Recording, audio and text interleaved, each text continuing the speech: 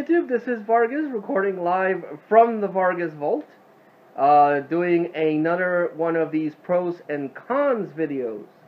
Like I mentioned before, this is a video series where I will talk about all the pros and the cons of something that I love, that I follow, that I collect, that I just want to talk about. And the topic for today, in case you haven't noticed by my shiny luchador mask, or the fact that I'm playing the Andre the Giant versus Hulk Hogan match in WrestleMania 3, or the fact that I'm sporting wrestling gold in my shoulders. The topic for today will be wrestling, the pros and cons of wrestling. Now, I've been following wrestling for a while now. I remember when I was a kid that on Saturdays they would pass WWF, was called WWF back then, WWF Superstars. And I clearly remembered that they were talking about and promoting the very first WrestleMania match. The match where Hulk Hogan and Mr. T were going to team up against Roddy Piper, and I believe it was Mr. Wonderful Paul Orndorff. And now, I already had experience with wrestling because here in Mexico, I was introduced to the classic, legendary masked luchador El Santo. El Santo was a jack of all trades. He was a legendary wrestler here in Mexico, and also he would star in movies, a bunch of movies.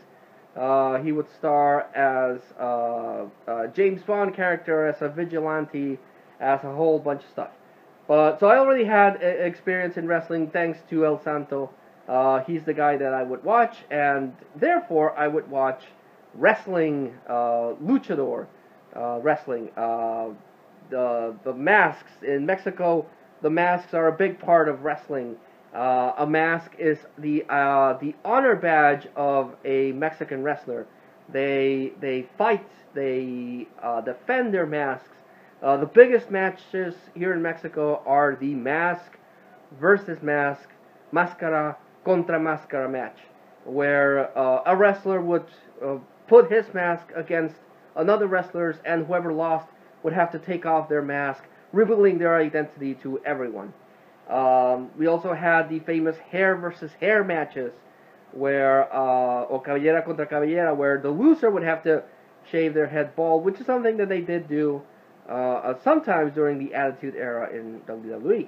So I got into WWF because of WWE Superstars, and they would showcase these things. So I loved luchador matches because of the high-flying nature of it, and I loved WWF, now WWE, because of the storylines. They would just build these very interesting storylines. Like we're watching here, Hogan versus Andre the Giant. Andre the Giant, for the longest time, was a face, which is a wrestling term for someone that is a hero, and he turned heel, which is a wrestling term for people that go bad, against Hulk Hogan. So this was a legendary match, Andre the Giant versus Hulk Hogan, and I think I've mentioned this before. I was a Hulkamaniac. I would say my prayers, eat my vitamins, and watch Hogan, even though, nowadays Hogan is considered kind of a bad person because of a whole bunch of stuff that happens that I'm not going to talk about here. This is pros and cons, and I just wanted to give you a quick recap of my history with the sport. So, pros of wrestling. It dates back, I think, to a memory that I think all of us have, that we enjoy sports. Personally, that's why I like watching the Olympics and football and wrestling. It's about seeing people who dedicate their lives by working out and becoming athletic and stand out in the sport that they do. A lot of people will tell you that wrestling is not a sport, but there does go a lot into it. You can't just become a wrestler out of the blue. You have to train, you have to practice, you have to learn how to take a bump, how to cut a promo, where you're in the front of the microphone and you talk, trying to sell the storyline that you have. So there's a lot of work that you have to do for wrestling, and even though it is a safe uh, sort of sport, you can still get hurt. You know, you might take a bad bump and get a concussion. You might fall very badly and break a leg or hurt your shoulder or stuff like that. So it's not fake. The storylines are fake. Everything is scripted beforehand, so that's fake. But the actual sport, the actual wrestling, is very real. And the risks, despite it's something WWE always says at the beginning of their shows, the risks are real. So it's exciting, at least to me, to see men and women, because right now the women's wrestling division is really cool with the likes of Alexa Bliss and Becky Lynch and Charlotte Flair and Sasha Banks and Nia Jax. So now you have wrestlers and women wrestlers. They're no longer called divas; they are wrestlers, and that's pretty cool. So I enjoy the whole athleticism of wrestling. And in Mexico and the U.S. we have different styles for the most part. The luchadors are high flyers. People might be more familiar with Rey Mysterio. Rey Mysterio was in the WWE, and he did the 619. His style is a luchador style. And while the bigger men are, just like two bulls going at it, they're just like lifting people and throwing them off. But each style complements itself. And the pro for me about wrestling is seeing those epic matches. And when done right, the storyline that goes with it is very entertaining. So that's a big pro.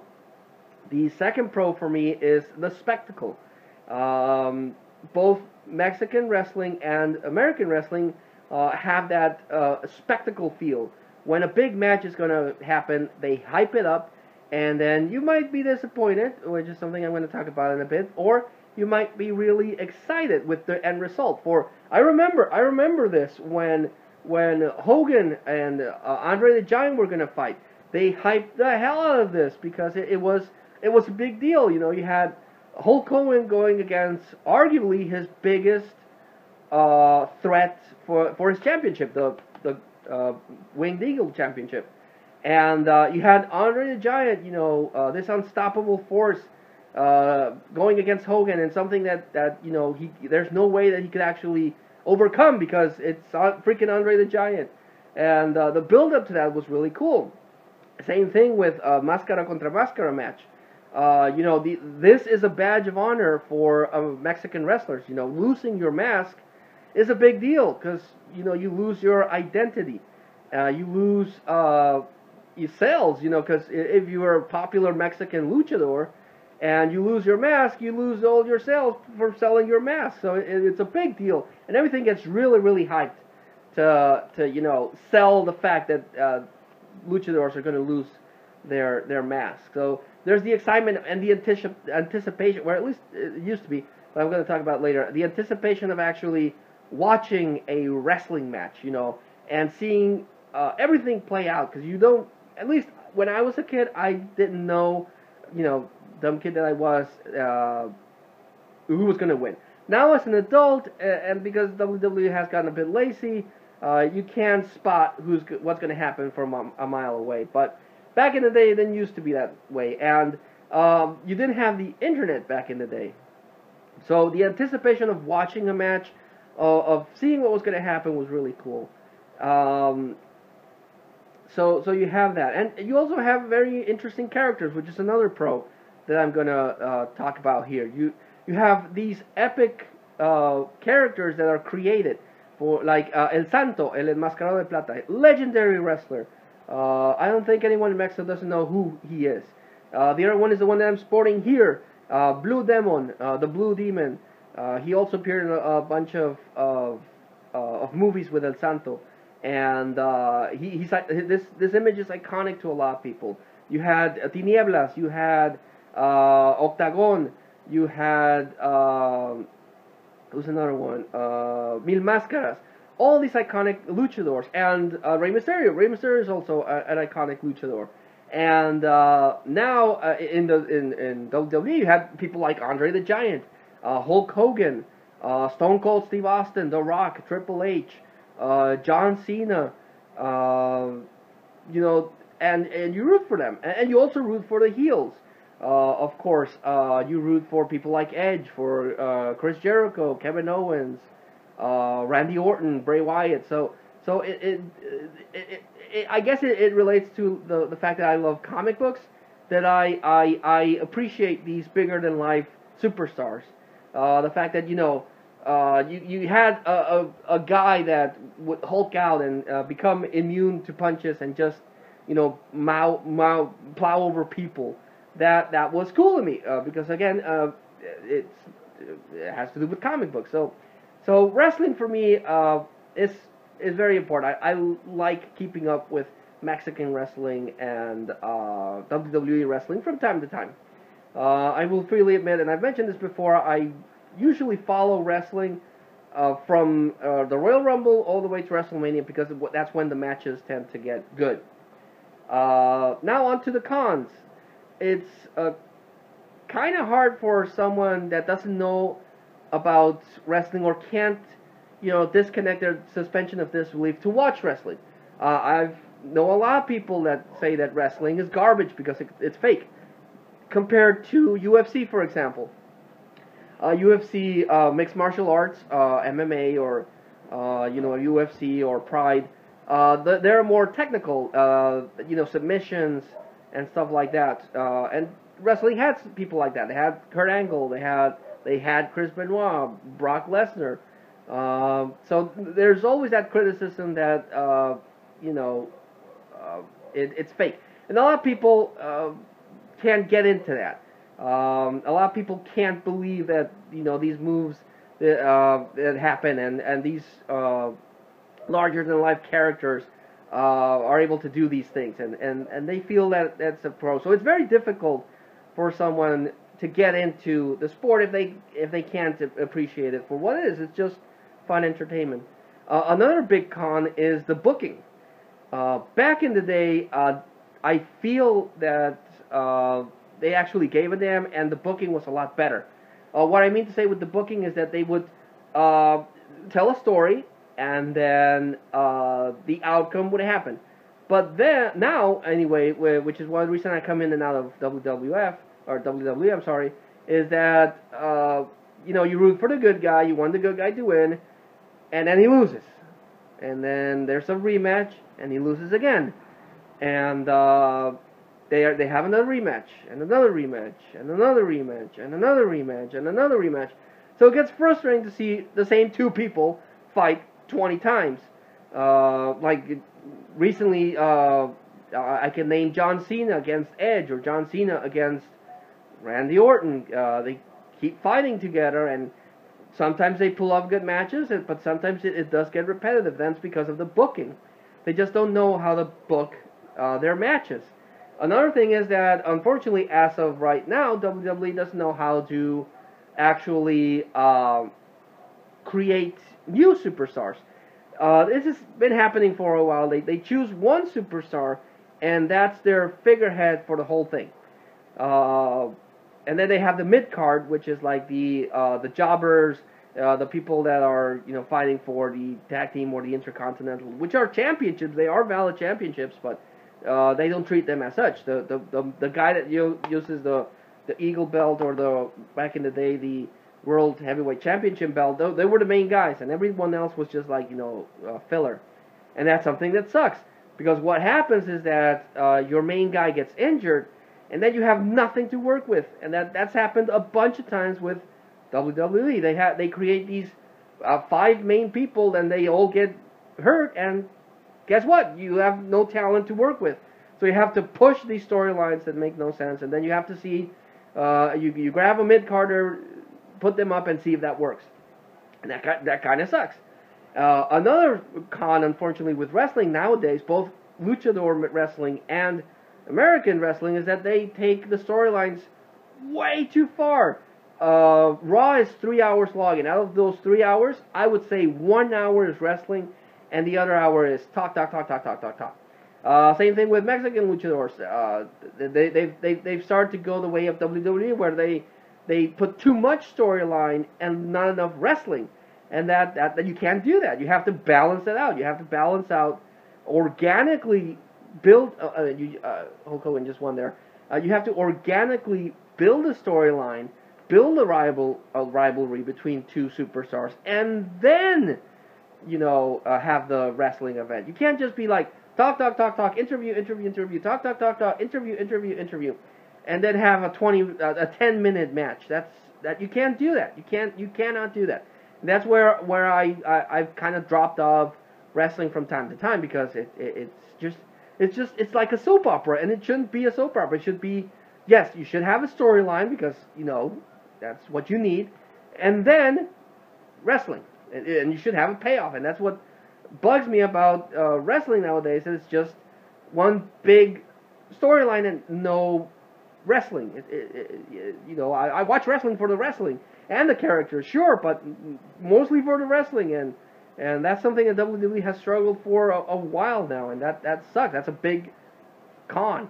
The other thing is that they tend to release a lot of garbage pay-per-views. Like when I was a kid, I would look forward to WrestleMania, the Royal Rumble, SummerSlam, and King of the Ring. Those were the big ones. Right now, they still have SummerSlam, they still have Royal Rumble, they still have WrestleMania, but now they have and then the other thing is they split the Raw and the SmackDown roster, so you have way too many people, which is the counter that you have too little people. Now they have too many people, but they don't know what to do with them. So you have a whole bunch of pay-per-views, and the pay-per-views suck. You have 2 a month because it's Raw and SmackDown, so you're overexposing your product, which is something that you can't do. You can't overexpose your product, because people are going to stop caring, because every pay-per-view you have the same people fighting, and you don't switch it around. And then, of course, there's the stupid decisions of not using their talent properly. Like, right now, the current champion of SmackDown is Jinder Mahal, and he was a jobber that got really ripped. He's really ripped, but now he's a champion with no build-up. He just came out of the blue, bam, champion. Whereas Raw at least has he has a part-time champion with Brock Lesnar, but at least Brock Lesnar is a threat. Now that Jinder Mahal's not a threat. So they have really good talent. They have people that can do stuff, but they don't utilize them properly, and that's a big con when it comes to wrestling, because you're not organically building. You're shoving what you want into people's mouths. A lot of people have complained about that for a long time with John Cena, but maybe it's because I grew up with Hogan, but I don't see John Cena as a problem. I'm okay with John Cena, and he's shown that he can do good matches. But the same thing is now happening with Roman Reigns. Everyone hates Roman Reigns, and because WWE is trying to force people to accept Roman Reigns as the new John Cena, as the new Hulk Hogan, and people just won't have it. And it's because, again, they don't organically build to the people. If they would have organically built Roman Reigns as an actual wrestler or something, then it would have turned out good. But they don't, and that's a big con, which is why a lot of people, I follow a lot of people, I talk to a lot of people that do follow the sport, and they're just turned off because it's always the same thing, it's always the same twist, it's always the same guys, and there's no real organic progression to anything, and I understand that. Again, I've mentioned this before. I pop in and out of wrestling because it's just not interesting. It's interesting to me starting the Royal Rumble. I watch SummerSlam, but I follow it continuously from Royal Rumble to the road to WrestleMania, and then the payoff in WrestleMania, because for the most part, they do put effort in making that whole period of time interesting. But that doesn't happen often, and they've made some stupid decisions. The whole Daniel Bryan debacle is a good example. That the fans wanted Daniel Bryan. WWE say, no, you're going to like what I tell you to like. Screw you. And people just wouldn't have it. So yeah, it's unfortunately a lot of things that keep people from enjoying wrestling, unfortunately. But it's still it's entertaining to me. I still like, I still collect DVDs for the events. I still watch them. I still follow you know, WWE and luchadors, which is the other thing that happens to luchadors, that you know, it's no longer about the wrestling, it's about the storyline, and that sucks. But I still enjoyed wrestling. I'll still watch wrestling. I don't want WWE or AAA, which is the luchador thing here in Mexico, to go away. I like wrestling. I like seeing matches. I like seeing people do incredible things. I enjoy seeing these larger than life, you know, comic book characters fighting, and I love masks, and I love gold and everything. So I do hope that wrestling continues, and I do hope that it doesn't go extinct.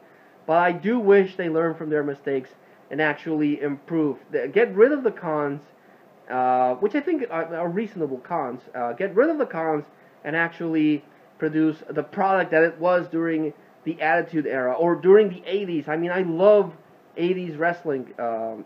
This mostly because, you know, I grew up with this, but I also love the Attitude Era. The Attitude Era was awesome, except the Divas. The Divas were never my thing. I prefer wrestling as it is right now than it was during the Diva thing. But yeah, this was my. I don't know how long I've been talking to you, but the Hulk Hogan Andre the Giant match just ended. So, and that was like 18 minutes. This is a you know, a follow-up match. But I hope you guys enjoyed this video of me talking about a little thing called wrestling, or wrestling as some people do it. If you like this, if you know, like me talking about wrestling, I'll add some more wrestling talk. I can talk about wrestling for hours and hours and hours. So yeah, I hope you enjoyed this video.